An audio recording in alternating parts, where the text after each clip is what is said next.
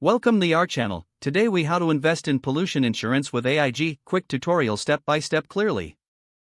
To invest in pollution insurance with AIG, start by visiting the official AIG website. Navigate to the insurance section, which can usually be found in the main menu. Look for the category dedicated to environmental or pollution insurance. Review the different types of pollution insurance policies offered by AIG. Identify the specific coverage options that align with your needs. Click on the policy that interests you to access more detailed information.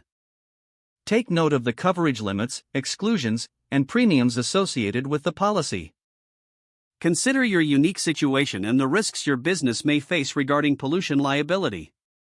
Gather necessary information about your business operations and any specific environmental concerns. Use the online quote tool provided on the AIG website to estimate your premiums. Enter the relevant details about your business to receive a tailored quote. If you have questions or need further clarification, reach out to an AIG representative via their contact options. Once you feel confident in your decision, proceed to apply for the chosen policy online. Fill out the application form with accurate details about your business. Submit any required documents to complete the application process. Review your application to ensure all information is correct before submission. After submitting, wait for AIG to process your application and provide feedback. Once approved, familiarize yourself with the policy details and terms provided by AIG. Make the initial premium payment as instructed to activate your coverage. Keep a copy of your insurance policy for your records and future reference. Regularly review your pollution insurance needs as your business evolves. Stay informed about any changes in environmental regulations that may affect your coverage. Engage with AIG for renewals or adjustments to ensure you maintain adequate protection.